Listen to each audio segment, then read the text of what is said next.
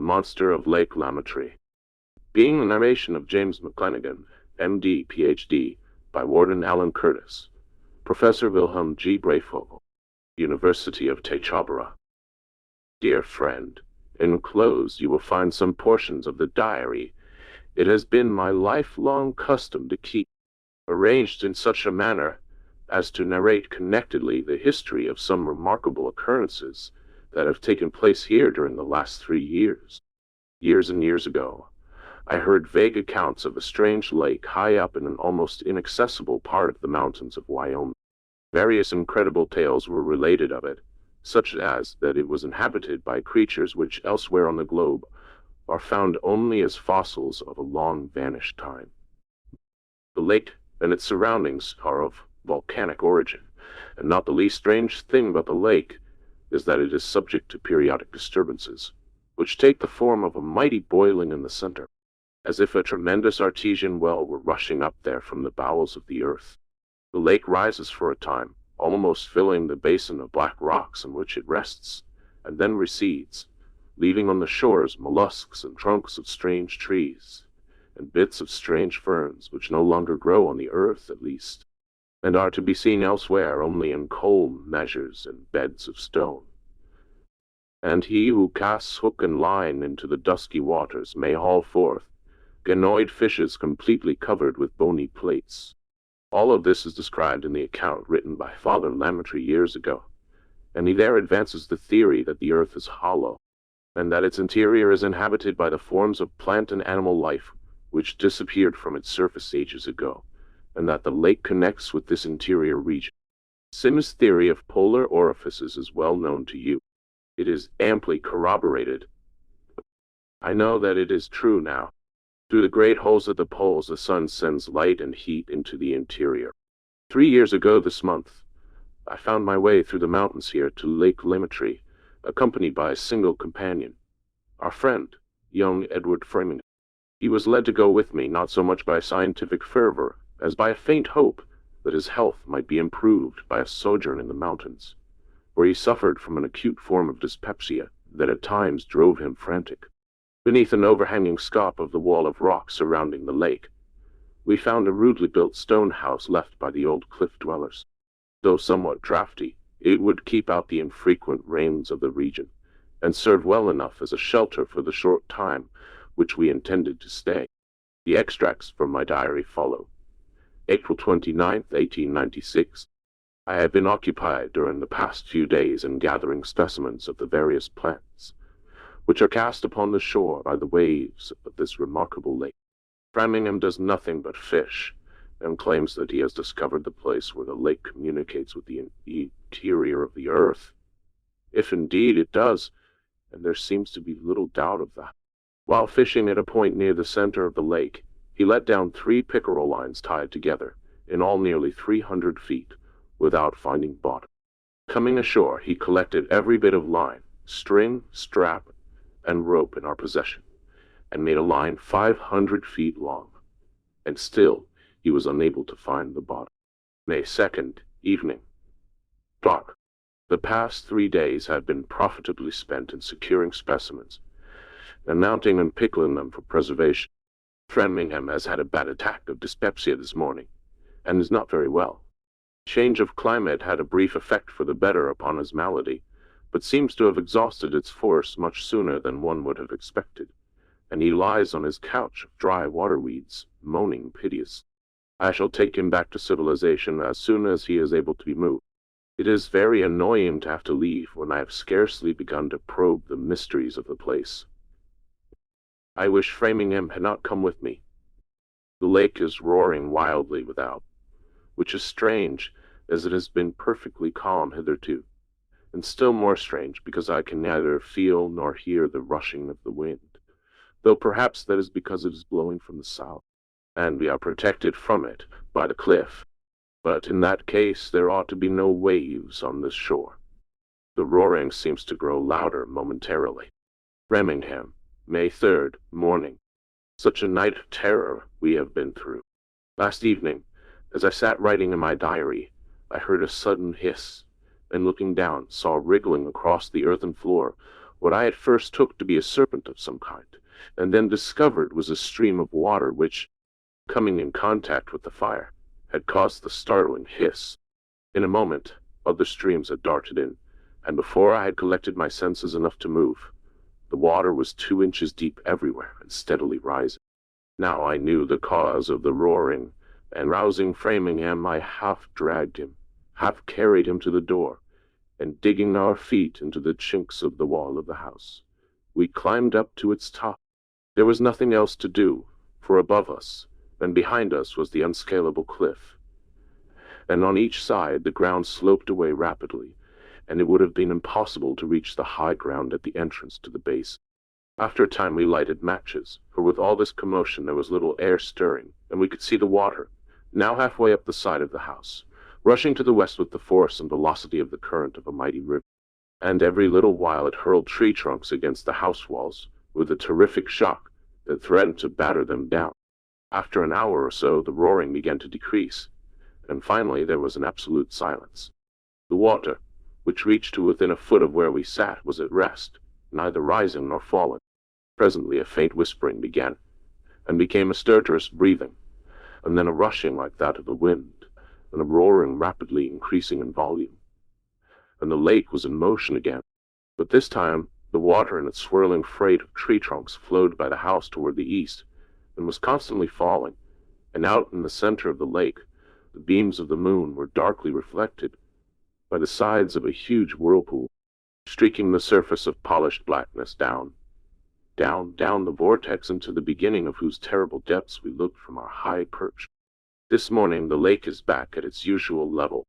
Our mules are drowned, our boat destroyed, our food damaged, my specimens and some of my instruments injured, and Framingham is very ill.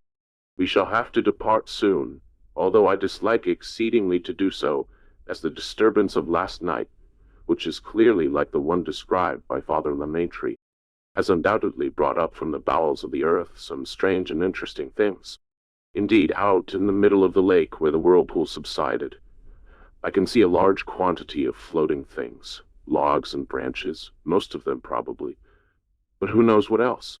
Through my glass I can see a tree trunk, or rather stump, of enormous dimensions. From its width, I judge that the whole tree must have been as large as some of the Californian big trees. The main part of it appears to be about 10 feet wide and 30 feet long. Projecting from it and lying prone on the water is a limb, or root, some 15 feet long, and perhaps 2 or 3 feet thick. Before we leave, which will be as soon as Framingham is able to go, I shall make a raft and visit the mass of driftwood, unless the wind providentially sends it ashore. May 4th, evening tide. A day of most remarkable and wonderful occurrences. When I arose this morning and looked through my glass, I saw that the mass of driftwood still lay in the middle of the lake, motionless on the glassy surface, but the great black stump had disappeared. I was sure it was not hidden by the rest of the driftwood, for yesterday it lay some distance from the other logs, and there had been no disturbance of wind or water to change its position. I therefore concluded that it was some heavy wood that needed to become but slightly waterlogged to cause it to sink. Framingham having fallen asleep at about 10, I sallied forth to look along the shores for specimens, carrying with me a botanical can and a South American machete, which I had possessed since a visit to Brazil 3 years ago, where I learned the usefulness of this saber-like thing. The shore was strewn with bits of strange plants and shells, and I was stooping to pick one up, when suddenly I felt my clothes plucked, and heard a snap behind me, and turning about I saw. But I won't describe it until I tell what I did, for I did not fairly see the terrible creature until I had swung my machete round and sliced off the top of its head, and then tumbled down into the shallow water where I lay almost faint. Here was the black log I had seen in the middle of the lake, a monstrous elasmosaurus, and high above me on the heap of rocks lay the thing's head with its long jaws crowded with saber-like teeth, and its enormous eyes as big as saucers. I wondered that it did not move, for I expected a series of convulsions, but no sound of a commotion was heard from the creature's body, which lay out of my sight on the other side of the rocks. I decided that my sudden cut had acted like a stunning blow, and produced a sort of coma, and fearing lest the beast should recover the use of its muscles before death fully took place, and in its agony roll away into the deep water where I could not secure it, I hastily removed the brain entirely, performing the operation neatly, though with some trepidation, and restoring to the head the detached segment cut off by my machete. I proceeded to examine my prize.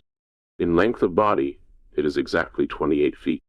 In the widest part, it is 8 feet through laterally, and is some 6 feet through from back to belly. 4 great flippers, rudimentary arms and feet, and an immensely long, sinuous, swan-like neck complete the creature's body. Its head is very small for the size of the body, and is very round, and a pair of long jaws project in front, much like a duck's bill.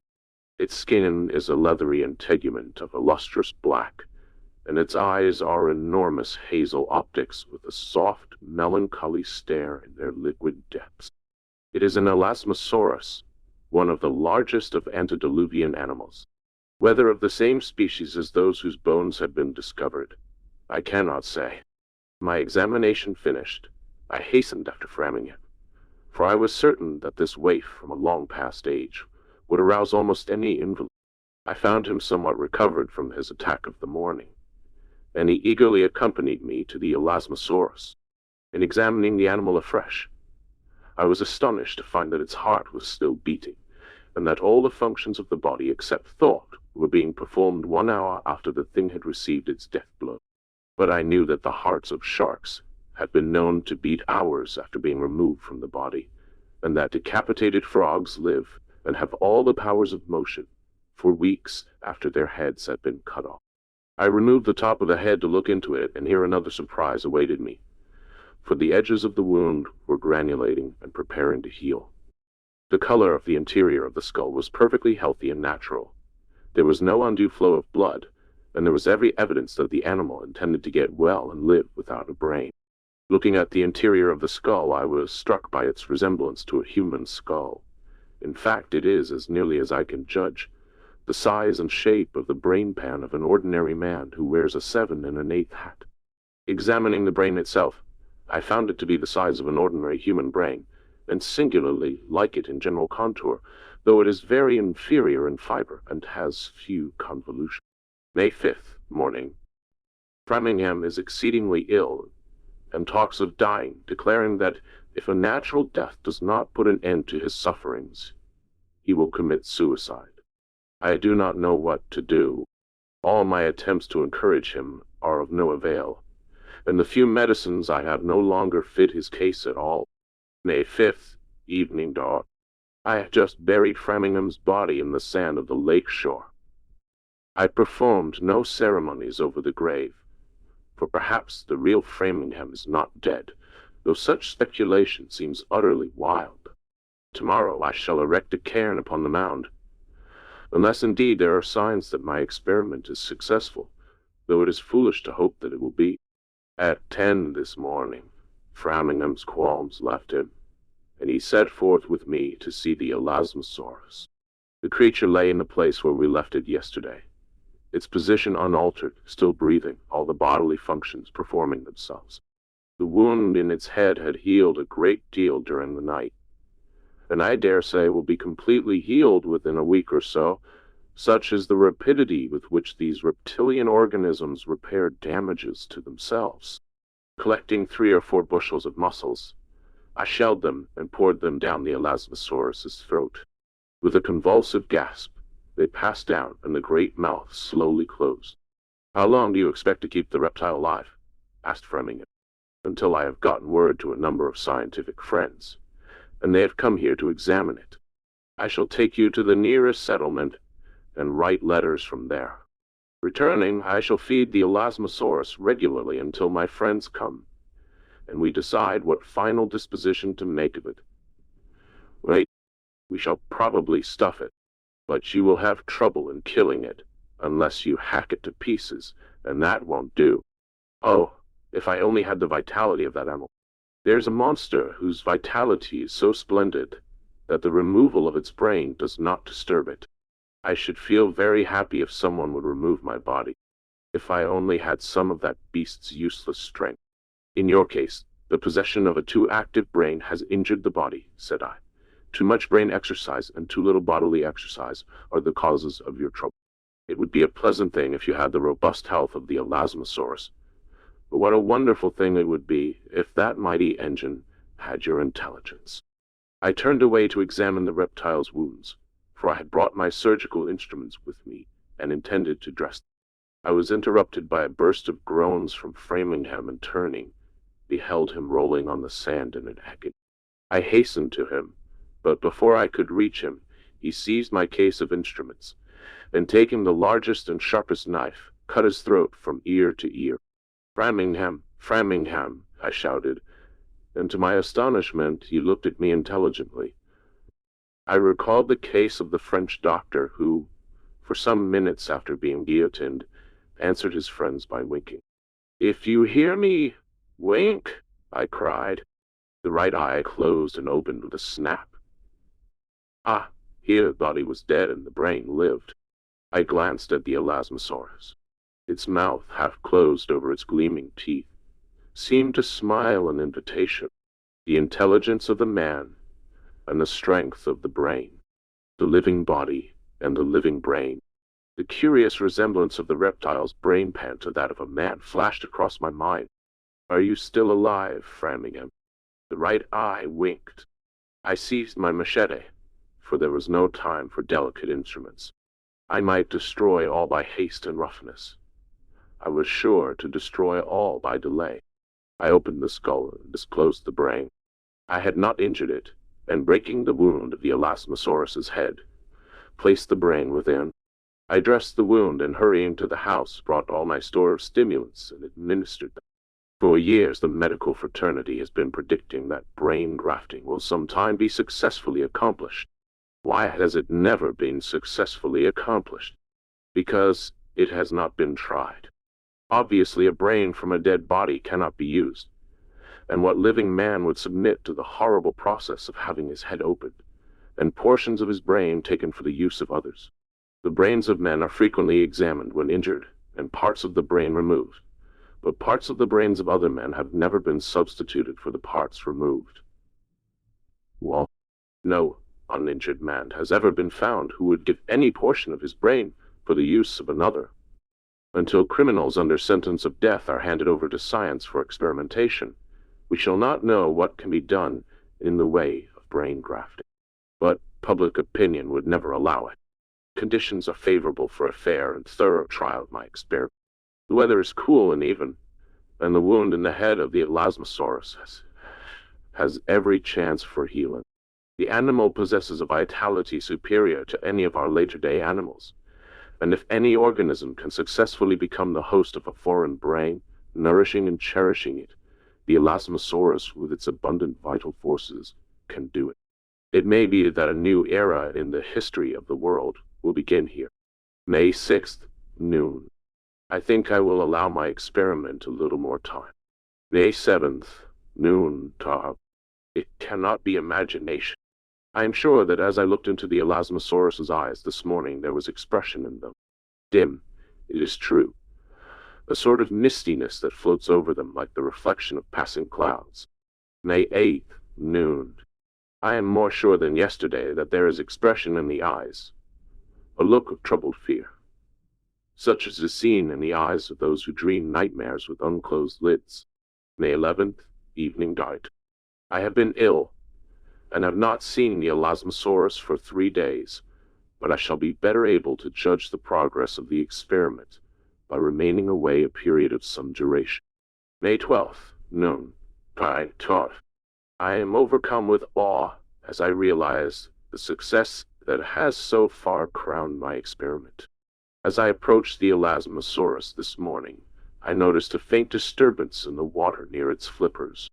I cautiously investigated, expecting to discover some fishes nibbling at the helpless monster, and saw that the commotion was not due to fishes, but to the flippers themselves, which were feebly moving. "Framingham, Framingham!" I bawled at the top of my voice. The vast bulk stirred a little, a very little, but enough to notice. Is the brain or Framingham, it would perhaps be better to say, asleep, or has he failed to establish connection with the body? Undoubtedly, he has not yet established connection with the body, and this of itself would be equivalent to sleep, to unconsciousness. As a man born with none of the senses would be unconscious of himself, so Framingham, just beginning to establish connections with his new body, is only dimly conscious of himself and sleeps. I fed him, or it, which is the proper designation, will be decided in a few days, with the usual allowance. May 17th, evening gone. I have been ill for the past 3 days, and have not been out of doors until this morning. The Elasmosaurus was still motionless when I arrived at the cove this morning. Dead, I thought, but I soon detected signs of breathing, and I began to prepare some muscles for it, and was intent upon my task when I heard a slight gasping sound, and looked up. A feeling of terror seized me. It was as if in response to some doubting incantations, there had appeared the half-desired, yet wholly feared, and unexpected apparition of a fiend. I shrieked, I screamed, and the amphitheater of rocks echoed and re-echoed my cries, and all the time the head of the Elasmosaurus raised aloft to the full height of its neck, swayed about unsteadily, and its mouth silently struggled and twisted, as if in an attempt to form words, while its eyes looked at me now with wild fear, and now with piteous entreaty. "Framingham," I said. The monster's mouth closed instantly, and it looked at me attentively, pathetically so, as a dog might look. "Do you understand me?" The mouth began struggling again, and little gasps and moans issued forth. "If you understand me, lay your head on the rock." Down came the head. He understood me. My experiment was a success. I sat for a moment in silence, meditating upon the wonderful affair, striving to realize that I was awake and sane, and then began in a calm manner to relate to my friend what had taken place since his attempted suicide. "You are at present something in the condition of a partial paralytic, I should judge," said I, as I concluded my account. "Your mind has not yet learned to command your new body. I see you can move your head and neck, though with difficulty. Well, move your body if you can. Ah, you cannot, as I thought, but it will all come in time. Whether you will ever be able to talk or not, I cannot say, but I think so, however. And now, if you cannot, we will arrange some means of communication. Anyhow, you are rid of your human body and possessed of the powerful vital apparatus you so much envied its former owner. When you gain control of yourself, I wish you to find the communication between this lake and the underworld, and conduct some exploration. Just think of the additions to geological knowledge you can make. I will write an account of your discovery, and the names of Framingham and McClenaghan will be among those of the greatest geologists." I waved my hands in my enthusiasm, and the great eyes of my friend glowed with a kindred fire. June 2nd, night dark, white dove. The process by which Framingham has passed from his first powerlessness to his present ability to speak and command the use of his corporeal frame has been so gradual that there has been nothing to note down from day to day. He seems to have all the command over his vast bulk that its former owner had, and in addition speaks and sings. He is singing now. The north wind has risen with the fall of night, and out there in the darkness I hear the mighty organ pipe tones of his tremendous, magnificent voice, chanting the solemn notes of the Gregorian, the full-throated Latin words mingling with the roaring of the wind in a wild and weird harmony. Today he attempted to find the connection between the lake and the interior of the earth, but the great well that sinks down in the center of the lake is choked with rocks, and he has discovered nothing. He is tormented by the fear that I will leave him, and that he will perish of loneliness. But I shall not leave him. I feel too much pity for the loneliness he would endure, and besides, I wish to be on the spot should another of those mysterious convulsions open the connection between the lake and the lower world. He is beset with the idea that should other men discover him, he may be captured and exhibited in a circus or museum, and declares that he will fight for his liberty even to the extent of taking the lives of those attempting to capture him. As a wild animal, he is the property of whomsoever captures him, though perhaps I can set up a title to him on the ground of having tamed him. July 6th, Beckworth. One of Framingham's fears has been realized. I was at the pass leading into the basin, watching the clouds grow heavy and pendulous net appear over a knoll in the pass, followed by its bearer, a small man, unmistakably a scientist, but I did not note him well, for as he looked down into the valley, suddenly there burst forth with all the power and volume of a steam calliope the tremendous voice of Framingham, singing a Greek song of Anacreon to the tune of "Where did you get that hat?" And the singer appeared in a little cove, the black column of his great neck raised aloft, his jagged jaws wide open. That poor little scientist! He stood transfixed, his butterfly net dropped from his hand, and as Framingham ceased his singing, curveted and leaped from the water and came down with a splash that set the whole cove swashing, and laughed a guffaw that echoed among the cliffs like the laughing of a dozen demons. He turned and sped through the pass at all speed. I skip all entries for nearly a year. They are unimportant. June 30th, 1897. A change is certainly coming over my friend. I began to see it some time ago, but refused to believe it and set it down to imagination. A catastrophe threatens, the absorption of the human intellect by the brute body. There are precedents for believing it possible. The human body has more influence over the mind than the mind has over the body. The invalid, delicate Framingham with refined mind is no more. In his stead is a roistering monster, whose boisterous and commonplace conversation betrays a constantly growing coarseness of mind. No longer is he interested in my scientific investigations, but pronounces them all bosh. No longer is his conversation such as an educated man can enjoy, but slangy and diffuse iterations concerning the trivial happenings of our uneventful life. Where will it end? In the absorption of the human mind by the brute body? In the final triumph of matter over mind, and the degradation of the most mundane force, and the extinction of the celestial spark? Then indeed will Edward Framingham be dead, and over the grave of his human body can I fittingly erect a headstone, and then will my vigil in this valley be over. Fort D, a Russell, Wyoming. April 15, 1899. Taught. Professor William G. Breyfogle. Dear Sir, the enclosed intact manuscript, and the fragments which accompany it, came into my possession in the manner I am about to relate, and I enclose them to you, for whom they were intended by their late author. 2 weeks ago, I was dispatched into the mountains after some Indians who had left their reservation, having under my command a company of infantry and 2 squads of cavalrymen with mountain howitzers.